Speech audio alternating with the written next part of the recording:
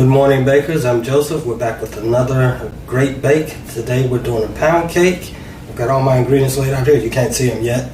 We're going to give this one a little citrusy flair to it. So let's get started. Okay. Now this is a pretty straightforward and simple recipe. The ingredients, they come together very quickly. It's just all about technique. You're making sure you get everything right, because you don't want a cake that once you take it out of the oven it falls or collapses or does whatever these things tend to do sometimes. So we're going to get right into it, and just remember this is the hard part. The baking is this is the easy part. The baking is more the hard part because it takes longer. So we're going to start with, first of all, we're going to get 3 sticks of butter. Now this butter should be room temperature. That will make the process a lot easier. It will make it a lot smoother. Some people prefer unsalted butter, some people prefer salted. I personally use salted butter. It's up to your personal preference. But as long as it's room temperature, you'll be good to go. We're going to cream that together with 3 cups of sugar. We're going to cream this on medium speed for right at 3 minutes. You don't want to overcream it, because overcreaming can cause your cake to collapse. Undercreaming can cause your cake to be too dense and kind of starchy, and well, we don't want that. The texture should be and appearance should be white and fluffy, but if you touch it with your fingers, you'll still feel the sugar granules in it, but don't worry about that. It's well incorporated, and that's what you want. You don't want it over or under cream. So 3 minutes on medium speed is optimum. Now next you are going to add in 6 eggs. You're only going to add these eggs in one at a time, and you want to make sure that each egg is incorporated before you add the next egg, and so forth and so on. And you'll do that until you've gotten all 6 of your eggs mixed in. Now, eggs also, you want them to be room temperature. In this recipe anyway, any of your ingredients that are to be refrigerated, you want them to be room temperature. So I advise let them sit out for a couple of hours, or if you're in a hurry, you can take them out and put them on your stove top while your oven preheats, and that'll get them up to room temperature. But you want them room temperature. You don't want to put your ingredients in there cold. It can cause your cake to contract from the pan while it's baking, and you definitely want that. So add these 6 eggs in one at a time, and you'll see later on we'll have some other cold ingredients that are also going to be room temperature. So you're just going to let that mix in until it's good and incorporated. You don't want to overmix. You want to work with this recipe as quickly as you can. That's why it's good to be prepared in advance.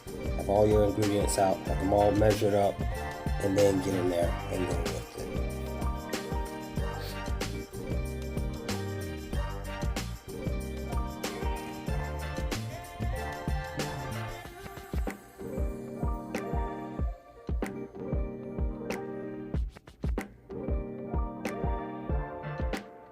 So at some point also you want to scrape down your bowl, and after you do that, then you can start adding your next ingredients, which will be 3 cups of flour. Also measure this out in grams. If you have a kitchen scale, that's good. Alternate mixing 1/3 of the flour with half of the milk. I'm using milk in this particular recipe, and as you can see, I'm spooning it in because my milk is curdled, but that's because it's spoiled milk. I do not throw out spoiled milk. I use it in all of my baking, and it is wonderful. It adds more body to the flavor. Trust me, you'll love it. So alternate 1/3 of the flour with half of the milk, and 1/3 of the flour, and then half of the milk until it's all incorporated.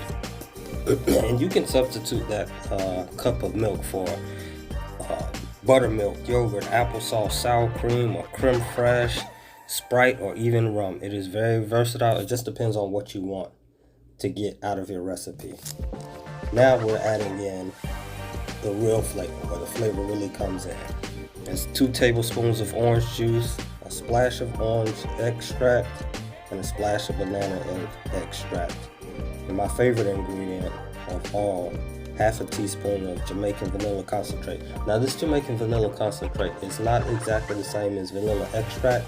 It's far more powerful and potent. I'll put a picture up there on the screen for you so you can see it. but it will take your cake to the next level. I'm telling you, I had a cake in my car that I baked with this one time, and it lit up the whole car, and it smelled like that for days. It is wonderful. It is amazing. And if you end up making a rum cake, you gotta have some Jamaican rum and some of this Jamaican vanilla concentrate. It will take your flavor, the smell, the aroma. And someone once told me, if your cake doesn't smell good while you're mixing it, then it's not gonna have a whole lot of flavor. So I keep that in mind. So now everything's been incorporated. There's just one more ingredient to add, and I'm gonna fold it in, because you don't want to overmix this cake. That can be a problem for you. So I'm just gonna fold in this last ingredient, and then it'll be ready to go in the oven. Once I get everything scraped down, and my mixer, my paddle scraped down as well, because I don't want to leave anything. So now you can see that texture. It's nice and light and airy. I mean, it is beautiful. This is one of those cake batters that you can't add anything to it, because it just sinks to the bottom. That is fruit anyway. So I'm zesting a lime over it, and it doesn't require much. Maybe 2 teaspoons or maybe 2 tablespoons of lime zest, because that lime is very powerful. And then I fold it in just like that. So it's just enough for it to get incorporated. I don't want to beat the batter up anymore. And it's just about ready now to go into the pan.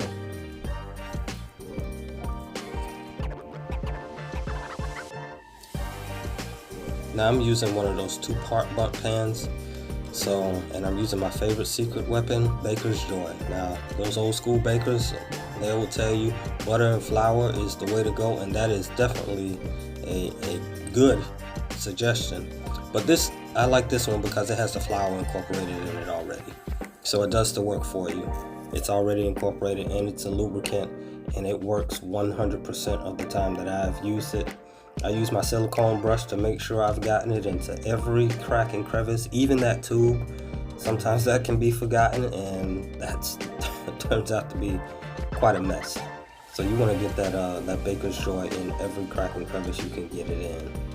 And even sometimes you can overdo it, but it's better to have that cake come out of there than you to be struggling with it, and you made a wonderful creation and then it's stuck in the pan.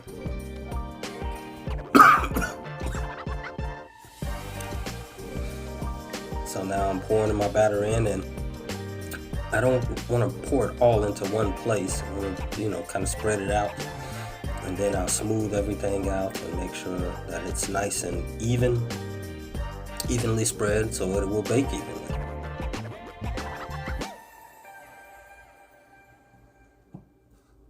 And it's ready to go in the oven. I tell you, I can't wait for this to come out. Y'all gonna love this, I promise you. One thing I try to remember, a recipe will sometimes call for your oven to be 350 or 375. I always turn it down lower than that, because I don't want my cake to be too brown. Sometimes, especially if you're baking for a customer, that can be a turn off, but it's actually just a good cake. It's still just as good, but for appearance's sake, I would turn that temperature down 10, maybe even 15 degrees lower than suggested. I baked this on 340, and it comes out perfectly, and I love it. So let's get that in the oven. And while that's getting in the oven, let's talk about what I'm baking in. Now, this is a wonderful outfit. I love it. The cashmere sweater is from J. Crew, but the rest of the outfit is from Banana Republic. And if you know me, that was an easy guess. This jacket is made by an Italian mill company that I can barely pronounce, but I'll link it for y'all. The cargo pants are Banana Republic as well. I'll link everything for y'all. I hope y'all enjoy it if you run into Banana Republic. Now we're gonna make a simple glaze. Only 3 ingredients: powdered sugar, lemon juice, orange blossom water. You don't want to go too heavy with this orange blossom water because it's very powerful. Just a splash will do. And from there, you can modify the other 2 ingredients, the lemon juice and the confectioner's sugar, to get the desired consistency you want. I like it to be right at consistency where I can drizzle it on top of the cake. And depending on what kind of cake I'm making, I can make like a little design on it to make it nice. But you just whisk it until you get the desired consistency, and that's really up to your preference. But I will say this, the more sugar you add, the more icing-like it will be instead of glaze-like. So I just kept it pretty simple. I had to tinker with it until I got it to not only to the right consistency, but the right amount. I want to cover the entire top of the cake. And if it drizzles down the side a little bit, that's awesome too. I mean, it's wonderful. So this recipe is it's pretty versatile. I mean, it's not anything special that I made up. Every baker knows this, and you can tinker with it and add some other stuff. One time I added some like a half a spoonful of some apricot jam, and that took the flavor profile to another level that I wasn't expecting. It was really good though, but it was like I had just a little bit of apricot jam in the bottom of the jar. I said I might as well use it. I didn't do this on this particular recipe though, but as you can see, I had to go back and forth and tinker with it till I got it right, till I got it to that right consistency. And the goal that I had in mind, I just wanted to drizzle it on top of that cake while it was not necessarily hot out of the oven, but it had cooled a little bit, but it was still warm. So I wanted to, and it will absorb a little bit into the top of the cake. But that's okay. That just gives you more flavor. It won't make your cake soggy or anything like that. So I just about got it now at the consistency I wanted at.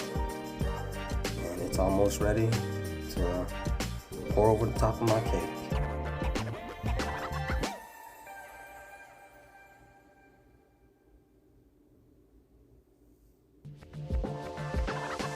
Yep, that's the consistency I want. Now y'all take a look at this finished product. This thing is an absolute beauty. I had to have a slice immediately.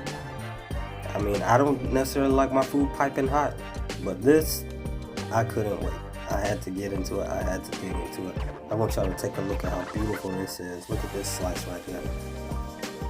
I had a few issues because I thought for some reason, I don't know why, I thought I had to flip it upside down out of the pan, and I almost dropped it, almost ruined the whole thing, but thankfully I did not. And that right there is some beautiful deliciousness.